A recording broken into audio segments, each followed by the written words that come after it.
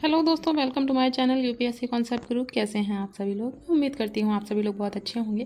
जैसा कि आपको पता है, यूपीएससी की परीक्षाएं हमारी नज़दीक आने वाली हैं। जो कुछ महत्वपूर्ण शब्दावलियां हैं जो चर्चा में रही हैं इकोनॉमी की, जिनको परीक्षा में आने की संभावनाएं हैं, वो मैं आज आप लोगों के साथ डिस्कस करने वाली हूँ। आइए हम स्टार्ट करते हैं अपनी आज की वीडियो। सबसे पहले हम बात करेंगे आयकर उछाल क्या होता है। तो आयकर उछाल यह दर बताती है कि जीडीपी की तुलना में आयकर राजस्व कितनी तेज़ी से बढ़ रहा है। ठीक है ना।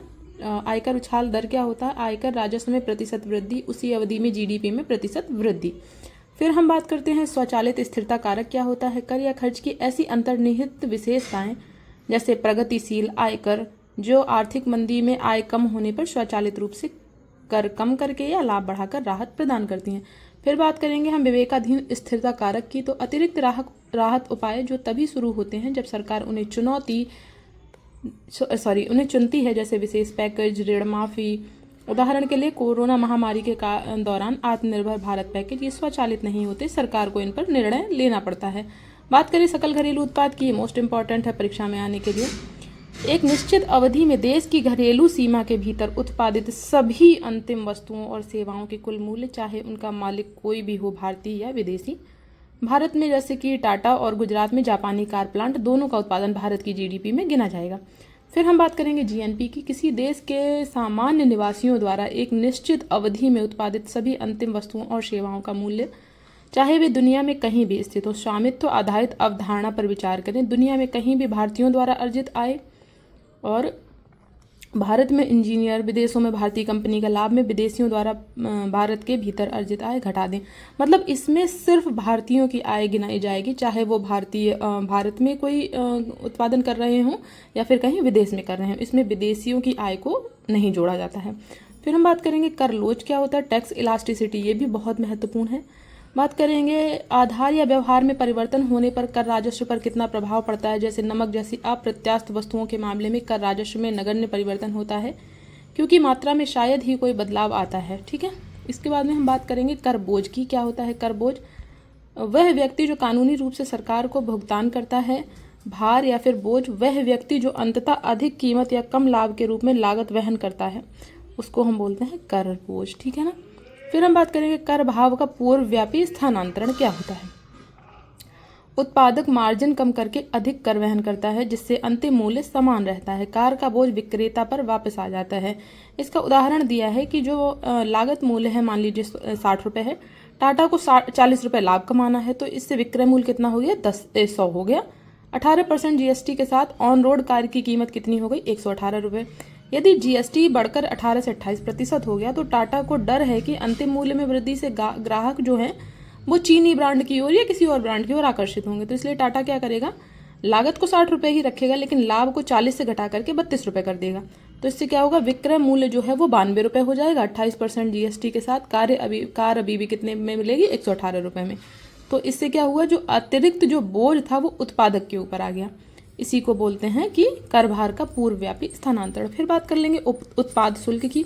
पेट्रोल डीजल जैसी वस्तुओं के उत्पादन पर लगने वाला कर, इसकी वृद्धि जीडीपी में धीमी है क्योंकि दरों में कटौती की गई है और ईंधन की खपत बहुत तेजी से नहीं बढ़ रही है।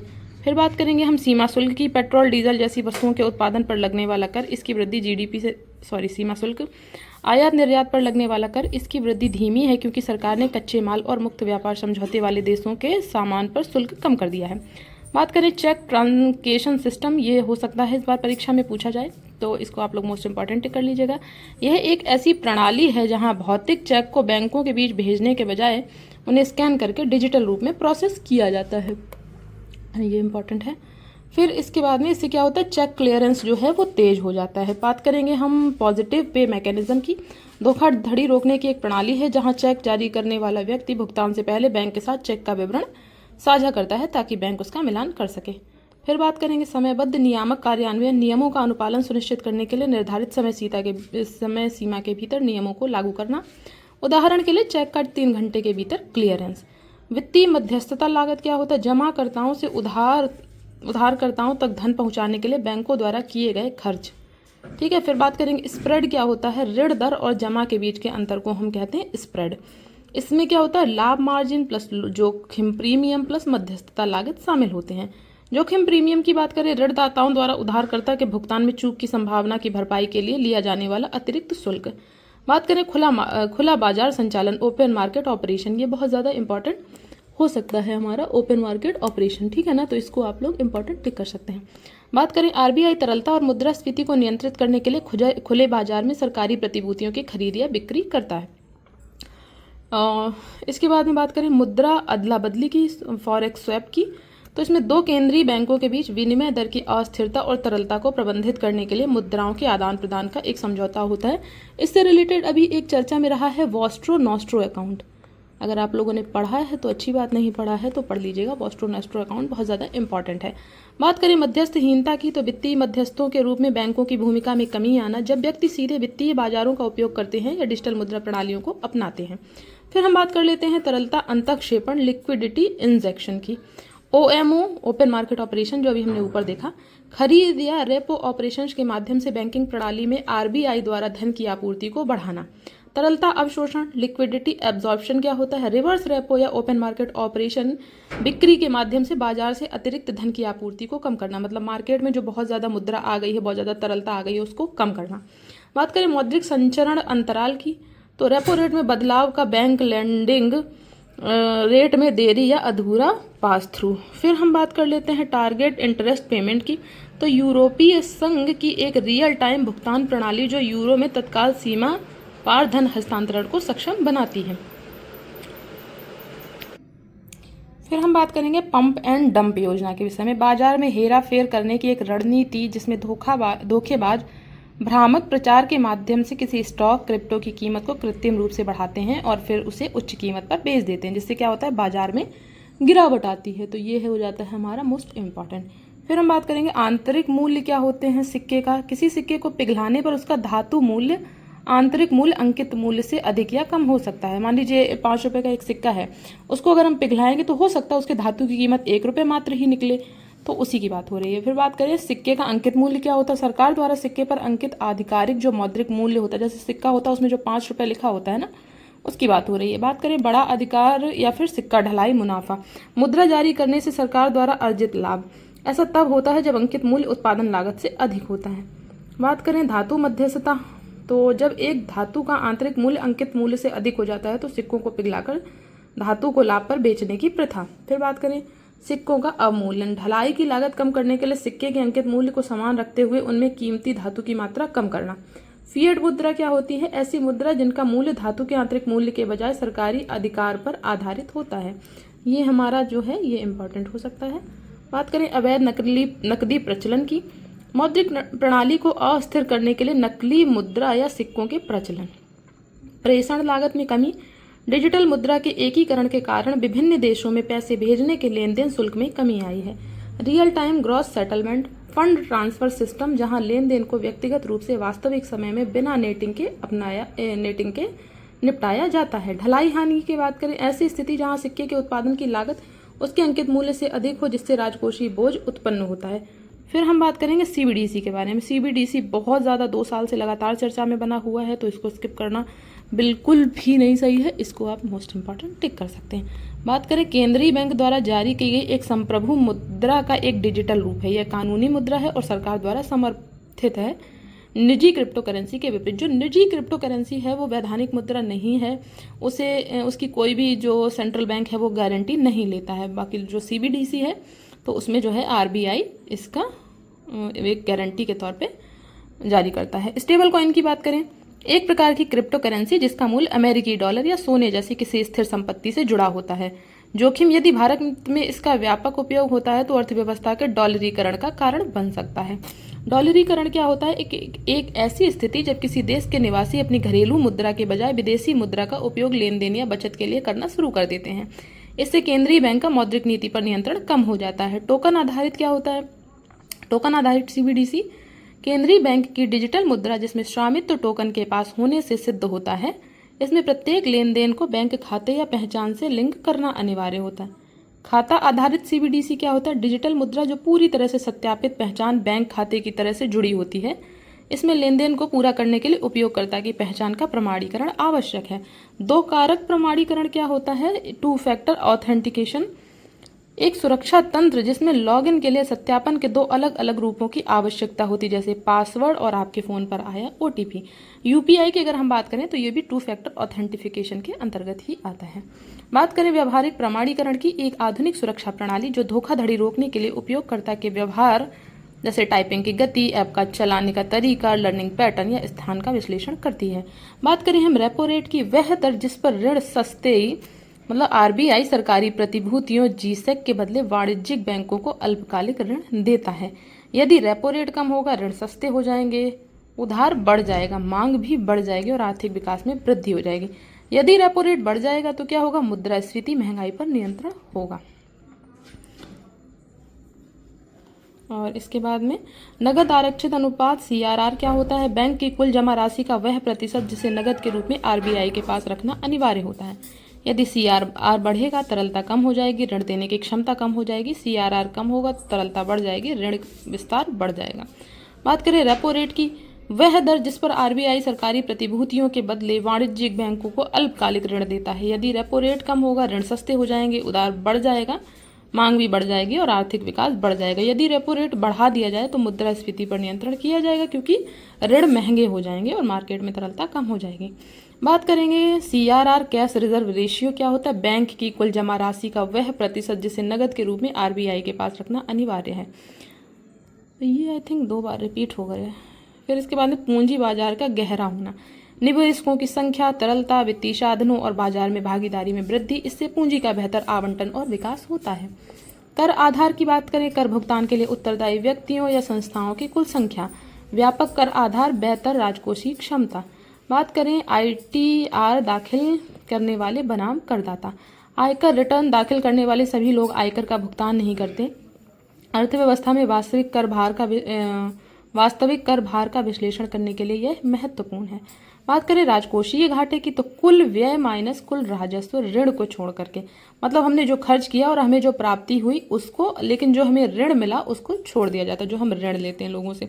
सरकार की ऋण आवश्यकता को दर्शाता है, मतलब सरकार को कितने ऋण की आवश्यकता है उसको ये दिखाता है। बात करें विनिवेश की, तो विनिवेश क्या होता है, सरकार सार्वजनिक क्षेत्र के उपक्रमों में अपनी हिस्सेदारी बेच रही है। उद्देश्य इसका है राजस्व को बढ़ाना और कार्यक्षमता में सुधार करना। भुगतान संतुलन की बात करें तो किसी देश के निवासियों और शेष विश्व के बीच होने वाले सभी आर्थिक लेन देन का रिकॉर्ड। ये आपको बहुत ज़्यादा ध्यान रखना है कि सभी आर्थिक लेन देन की यहाँ पे बात हो रही है। फिर हम बात करें चालू खाता घाटा क्या होता है, जब किसी देश का वस्तुओं और सेवाओं का आयात उसके निर्यात से अधिक हो जाता है, लगातार चालू खाता घाटा, तो क्या होता है, मुद्रा पर दबाव बढ़ता है। नीर क्या होता है, नाम मात्र प्रभावी विनिमय दर, मुद्राओं की एक टोकरी के मुकाबले किसी देश की मुद्रा का भारित औसत मुद्रास्फीति के लिए समायोजित नहीं है, इसलिए इसको हटा करके अब क्या लाया गया है, रीर। वास्तविक प्रभावी विनिमय दर, नेशनल इफेक्टिव एक्सचेंज रेट, नीर, मुद्रास्फीति के अनुसार समायोजित की जाती, इसका उपयोग प्रतिस्पर्धात्मकता मापने के लिए किया जाता है। वित्तीय समावेशन क्या होता है, समाज के सभी वर्गों के लिए बैंकिंग, ऋण, बीमा और पेंशन सेवाओं तक पहुंच सुनिश्चित करना। शेयर क्या होता है, यह कंपनी में स्वामित्व को दर्शाता है। लाभ निश्चित नहीं होते, जितना अधिक जोखिम उतना अधिक लाभ। बॉन्ड क्या होता है, ऋण साधन जिसमें निवेशक जारीकर्ता को धन उधार देता है। निश्चित ब्याज दर अपेक्षाकृत सुरक्षित होते हैं।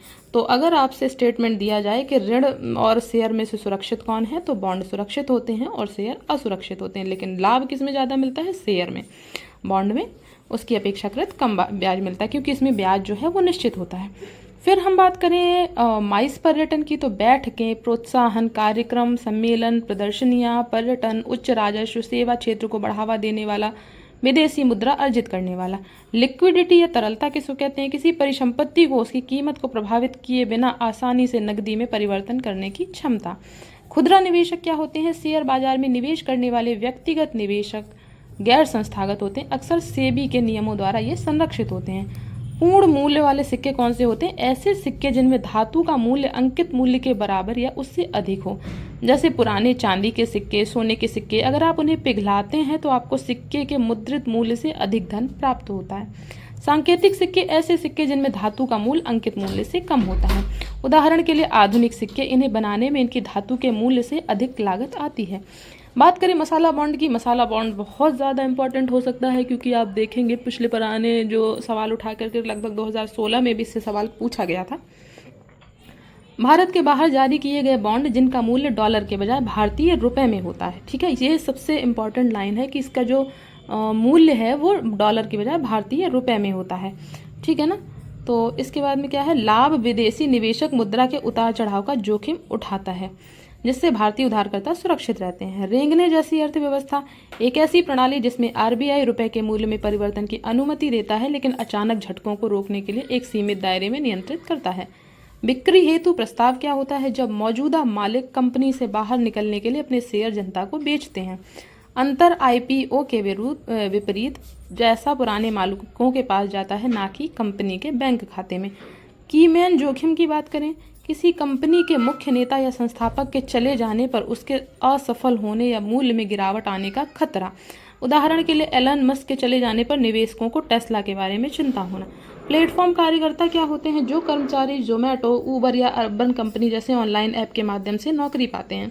नियम, अब ऐप कंपनियों को अपनी कमाई का एक छोटा प्रतिशत उन कर्मचारियों के लिए सामाजिक सुरक्षा कोष में देना होगा। बात करें मंदी बदला क्या होता है, बैकवर्डेशन, जब किसी वस्तु को आज खरीदना स्पॉट मूल्य महंगा हो लेकिन भविष्य में डिलीवरी के लिए खरीदना सस्ता हो। कारण ऐसा आमतौर पर तब होता है जब किसी वस्तु की अचानक कमी हो जाती है, उदाहरण के लिए चांदी, जैसे वर्तमान में आप देख रहे हैं। बात करें सोलो विरोधाभास क्या होता है, यह भ्रम की स्थिति है कि कंप्यूटर एआई हर जगह मौजूद है फिर भी सरकारी आंकड़ों में प्रति कर्मचारी उत्पादकता में कोई बड़ी वृद्धि नहीं दिखती है। फिर बात करें एंजल का विराम, एक ऐसा दौर जिसमें देश समृद्ध होता है, जीडीपी बढ़ती है लेकिन मजदूर गरीब ही रहते हैं, मजदूरी जो है वो स्थिर रहती है। आप मान लीजिए क्या हो रहा है, जो हमारी जीडीपी है वो तो बढ़ रही है लेकिन जो मजदूर हैं वो गरीब ही हैं। ठीक है, तो इसी को बोलते हैं इतिहास। यह घटना प्रारंभिक औद्योगिक क्रांति के दौरान घटी थी, कृत्रिम बुद्धिमत्ता के साथ भी ऐसा दोबारा हो सकता है। सर्कुलर ट्रेडिंग क्या होता है, दो कंपनियां आपस में सिर्फ दिखावटी तौर पर अधिक बिक्री दिखाने या शेयर की कीमतों को बढ़ाने के लिए खरीदारी कर रही हैं। उदाहरण, ए बी से चिप्स खरीदती है और कंपनी बी ए से शेयर खरीदती है। बात करें अनुमानित कर की, विस्तृत खातों की जांच करने के बजाय कर विभाग अपने लाभ को अपनी कुल बिक्री का X% मानकर उसी पर कर लगाता है। लाभ विदेशी कंपनियों के लिए सरल होता है। ठीक है, एसटीटी क्या होता है, प्रतिभूति लेन देन कर, एक ऐसा टैक्स जो आपको शेयर बाजार में शेयर खरीदते या बेचते समय देना पड़ता है। इससे रिलेटेड विवाद क्या है, आपको यह टैक्स तब भी देना पड़ता है जब आपको सौदे में नुकसान हो। ठीक है, गुलाबी कर क्या होता है, महिलाओं के लिए विपणन किए जाने वाले उत्पादों पर लगने वाला छिपा हुआ अतिरिक्त शुल्क भले ही वे पुरुषों के उत्पाद के समान हो। उदाहरण, दस्तावेज में निविया महिला डिओड्रेंट की कीमत 153 दिखाई गई है जबकि पुरुषों के डिओड्रेंट की कीमत 122 रुपये है। उल्टा कर संरचना, ऐसी स्थिति जहां कच्चे माल पर कर अंतिम उत्पाद पर कर से अधिक होता है। जहां कच्चे माल इनपुट पर कर अंतिम उत्पाद आउटपुट पर कर से अधिक होता है। ठीक है, उदाहरण, साइकिल के पुर्जों पर 18% कर लगता है जबकि पूरी साइकिल पर 5% कर लगता है। इससे व्यापारी का पैसा सरकार के पास अनक्लेम्ड रिफंड के रूप में फंस जाता है। ठीक है, बात करें राउंड ट्रिपिंग की, करों से बचने के लिए भारत से पैसा बाहर भेजना और उसे विदेशी निवेश के रूप में अक्सर मॉरिशस जैसे आश्रय स्थलों से वापस लाना एक अवैध प्रथा है। बात करें इनपुट टैक्स क्रेडिट की, उदाहरण, व्यवसाय द्वारा खरीदे गए कच्चे माल सेवाओं पर भुगतान किए गए जीएसटी पर कर वापसी का दावा किया जा सकता है। बात करें रणनीतिक विनिवेश की, इसे निजीकरण भी कहा जाता है। यह तब होता है जब सरकार किसी सार्वजनिक क्षेत्र के उपक्रम में अपने 51% या उससे अधिक शेयर बेच देती है और प्रबंधन नियंत्रण एक निजी कंपनी को सौंप देती है। जैसे एयर इंडिया, टाटा को 100% शेयर बेचे गए हैं। बात करें मार ए लागो समझौता क्या है, एक ऐसा समझौता जिसमें अमेरिका में चीन पर डॉलर बेचने का दबाव डाला ताकि डॉलर की आपूर्ति बढ़े और डॉलर का मूल्य कम हो। लक्ष्य, डॉलर के कमजोर होने से अमेरिकी निर्यातकों को विदेशों से अधिक सामान सस्ते में बेचने में मदद मिली।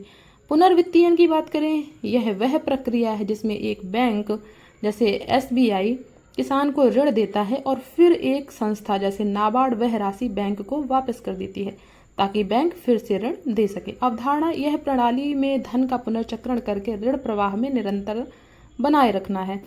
एवरग्रैंड संकट, एक विशाल चीनी रियल एस्टेट कंपनी से जुड़ा संकट जिसने भारी मात्रा में कर्ज लिया था और उसे चुकाने में असमर्थ रही। इसका प्रभाव, इससे भूतिया शहर खाली इमारतें बन गई और चीन में वित्तीय संकट का खतरा पैदा हो गया।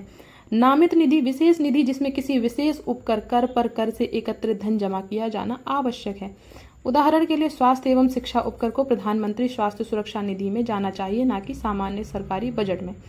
बात करें QIP योग्य संस्थापक प्लेसमेंट क्या होता है। लिस्टेड कंपनियां जैसे RBI के लिए शेयर सिर्फ बड़े निवेशकों जैसे म्यूचुअल फंड LIC को बेचकर पैसा जुटाने का एक आसान तरीका, आम जनता को नहीं। बात करें शून्य आधारित बजटिंग, एक बजट बनाने की विधि जिसमें प्रत्येक विभाग को हर साल अपने खर्चों का औचित्य शुरू से मतलब नए सिरे से साबित करना होता है, न कि पिछले साल के बजट में प्रतिशत वृद्धि जोड़ देना। इसका लक्ष्य क्या है? धन की बर्बादी रोकना। ग्रामीण विकास मंत्रालय द्वारा उपयोग की जाती है।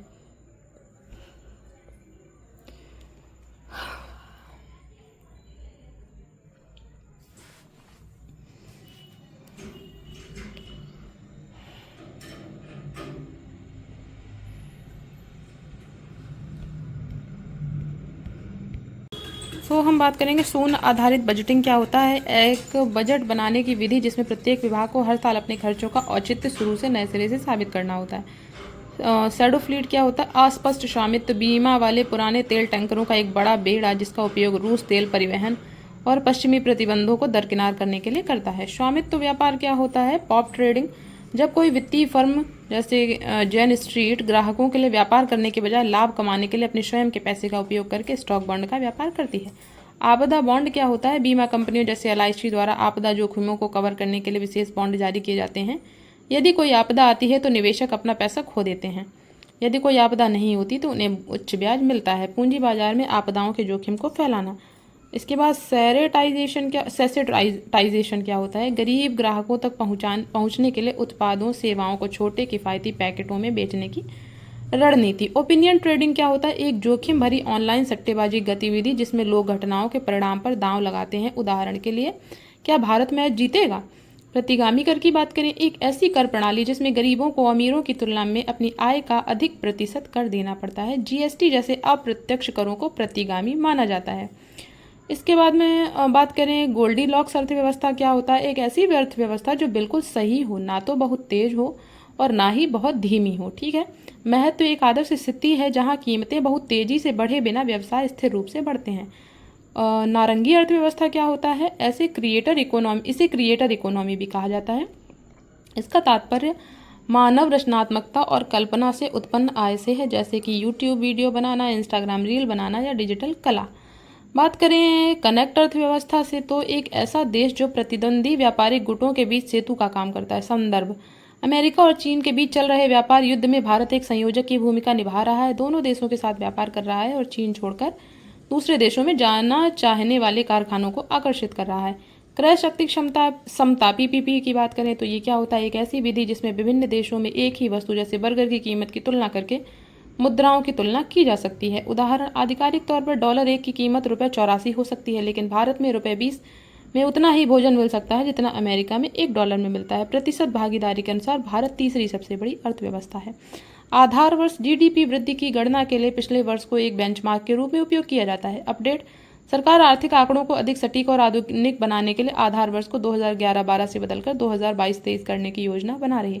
सिर्फ योजना बना रही है, अभी किया नहीं है। इस बात को आपको ध्यान रखना। अगर स्टेटमेंट में आ जाता है तो ये अभी योजना बनाई है सिर्फ। भू आर्थिक विखंडन, जब वैश्विक अर्थव्यवस्था ऐसे अलग अलग समूहों में बंट जाती है जो एक दूसरे पर भरोसा नहीं करते, जैसे पश्चिमी देश बनाम चीन, रूस, तो वैश्विक व्यापार कठिन और महंगा हो जाता है। लचीली मुद्रास्फीति की बात करें, RBI को मुद्रास्फीति को एक विशिष्ट सीमा के भीतर रखने का नियम दिया गया है। आदर्श दर 4% है, लेकिन इसे 2% तक कम या 6% तक अधिक किया जा सकता है। गरीबी रेखा टोकरी क्या होता है? जीवन यापन के लिए आवश्यक वस्तुएं, भोजन, ईंधन, किराया की एक सूची का उपयोग यह गणना करने के लिए किया जाता है कि किसी व्यक्ति को जीवित रहने के लिए कितने पैसे की आवश्यकता है। इसमें विवाद क्या है? विभिन्न समितियों जैसे तेंदुलकर बनाम विश्व बैंक द्वारा अलग अलग सीमाएं उपकरणों जैसे $2.5 बनाम $3 प्रतिदिन का उपयोग करने के कारण भ्रम की स्थिति उत्पन्न होती है। बुलेट पुनर्भुगतान क्या होता है? एक प्रकार का ऋण भुगतान है जिसमें आपको मासिक EMI नहीं चुकानी पड़ती। इसके बजाय आप ऋण अवधि के अंत में पूरी राशि मूलधन प्लस ब्याज एक मुश्त चुकाते हैं। सह ऋण व्यवस्था क्या है? एक ऐसी साझेदारी जिसमें एक बैंक और एक गैर वित्तीय संस्थान NBFC मिलकर किसी उधारकर्ता को ऋण प्रदान करते हैं। क्यों? बैंकों के पास सस्ता पैसा होता है और गैर वित्तीय संसाधनों की ग्रामीण क्षेत्रों में बेहतर पहुंच होती है। वे जोखिम और लाभ साझा करते हैं। तनावग्रस्त परिसंपत्तियों का प्रतिभूतिकरण। खराब ऋणों, जिनको NPA कहते हैं, को एक साथ मिलाकर एक पैकेज के रूप में निवेशकों को वित्तीय उत्पाद के तौर पर बेचने की प्रक्रिया। इसका लाभ क्या है? बैंकों को तुरंत नकदी मिल जाती है और उसकी बैलेंस शीट साफ हो जाती है, जबकि निवेशक बाद में ऋण की वसूली करने की कोशिश करते हैं। निफ्टी वेब्स इंडेक्स एक नया शेयर बाजार सूचकांक जो ऑरेंज इकोनॉमी, मीडिया, मनोरंजन, गेमिंग में शामिल कंपनियों पर नजर रखता है। यह निवेशकों को रचनात्मक क्षेत्र के प्रदर्शन को समझने में मदद करता है। शिकारी मूल्य निर्धारण, प्रेडेटरी प्राइसिंग, एक अवैध प्रथा जिसमें बड़ी कंपनियां अपने छोटे प्रतिस्पर्धियों को खत्म करने के लिए उत्पादों को लागत मूल्य से कम कीमत पर बेचती हैं। नया नियम, सरकार ने अब लागत को औसत परिवर्तनीय लागत, सामग्री, श्रम की लागत के रूप में परिभाषित किया है ताकि इन अनुचित हथकंडों को बेहतर ढंग से पकड़ा जा सके। सहमति प्रबंधन की बात करें, नए डेटा कानूनों के तहत एक डिजिटल बिचौलिया की अवधारणा कार्य। यह एक डैशबोर्ड की तरह काम करता है जहां आप देख सकते हैं कि आपके डेटा तक किसकी पहुंच है और आप किसी भी समय अनुमति वापस ले सकते हैं। फिर हम बात करेंगे सेवा शुल्क की। रेस्तरां द्वारा अपने बिल में जोड़ा जाने वाला एक अतिरिक्त शुल्क आमतौर पर 5 से 10% नियम अदालतों ने स्पष्ट किया है कि यह स्वैच्छिक है। यदि आप सेवा से संतुष्ट नहीं हैं तो आप इसे देने से इनकार कर सकते हैं। इसके बाद में ग्रिडफ्लेशन क्या है? जब कंपनियां उच्च मुद्रास्फीति को बहाना बनाकर लाभ मार्जिन बढ़ाने के लिए कीमतों में आवश्यक से अधिक वृद्धि करती हैं। आवश्यकता से अधिक सिकुड़न मुद्रास्फीति या श्रंकफ्लेशन, किसी उत्पाद की कीमत को अपरिवर्तित रखते हुए उसकी मात्रा, आकार को कम करना। उदाहरण के लिए 10 रुपये के चिप्स के पैकेट का वजन पहले से कम ग्राम होना, यह मुद्रास्फीति का एक अप्रत्यक्ष रूप है। फ्रेड शोरिंग का है? भूमि राजनीतिक जोखिमों से बचने के लिए आपूर्ति श्रृंखलाओं को मित्रवत सहयोगी देशों में स्थानांतरित करना। ग्रीनियन या ग्रीन प्रीमियर क्या होता है? प्रीमियम क्या होता है? ग्रीन बॉन्ड्स पर जारीकर्ता द्वारा सामान्य बॉन्ड की तुलना में कम ब्याज दर का भुगतान किया जाता है। क्यों निवेशक पर्यावरण अनुकूल परियोजनाओं का समर्थन करने की संतुष्टि के लिए थोड़े कम रिटर्न को स्वीकार कर लेते हैं? इसके बाद में हम बात करेंगे ऋणों का सदाबहारीकरण। यह एक ऐसी चाल है जिसमें बैंक किसी संकटग्रस्त कर्जदार को नया कर्ज दे देते हैं ताकि वह अपना पुराना कर्ज चुका सके। इसका लक्ष्य क्या है? कर्ज को अपराजेय NPA बनने से रोकना। RBI गवर्नर ने बैंकों के इसके खिलाफ सख्त चेतावनी दी है। एंजल टैक्स क्या होता है? स्टार्टअप्स पर लगने वाला वह कर जब उन्हें उचित बाजार मूल्य से अधिक मूल्यांकन पर निवेश प्राप्त होता है। सरकार ने स्टार्टअप इकोसिस्टम को बढ़ावा देने के लिए बजट में एंजल टैक्स को समाप्त कर दिया है। कब समाप्त किया है? 2024 में। फ्रंट रनिंग क्या होता है? यह एक अवैध प्रथा है जिसमें एक ब्रोकर, फंड मैनेजर किसी बड़े ग्राहक से ऑर्डर को निष्पादित करने से पहले अपने लिए शेयर खरीद लेता है, यह जानते हुए कि ग्राहक के ऑर्डर से कीमत बढ़ जाएगी। सूचना विषमता, यह एक ऐसी स्थिति जहां एक पक्ष जैसे विक्रेता या बीमाकर्ता के पास दूसरे पक्ष खरीदार की तुलना में अधिक जानकारी होती है। इसके बाद में क्या है? स्किमफ्लेशन क्या होता है? जब कंपनियां उत्पाद की गुणवत्ता कम कर देती हैं सस्ती सामग्री का उपयोग करके, जबकि कीमत और आकार वही रखती हैं। उदाहरण के लिए एक बिस्किट ब्रांड जो मक्खन के बजाय ताड़ के तेल का उपयोग करता है लेकिन उसकी कीमत उसी कीमत पर बेचता है। हिंडनबर्ग प्रभाव क्या है? किसी कंपनी के शेयर की कीमत में तब भारी गिरावट आना जब कोई शॉर्ट सेलर जैसे हिंडनबर्ग रिसर्च धोखाधड़ी का आरोप लगाते हुए नकारात्मक रिपोर्ट जारी करते हैं। अप्रत्याशित कर क्या होता है? एक विशेष अस्थायी कर उन कंपनियों पर लगाया जाता है जो बाहरी भाग्य, ना कि उनकी अपनी मेहनत के कारण असाधारण लाभ अर्जित करती हैं।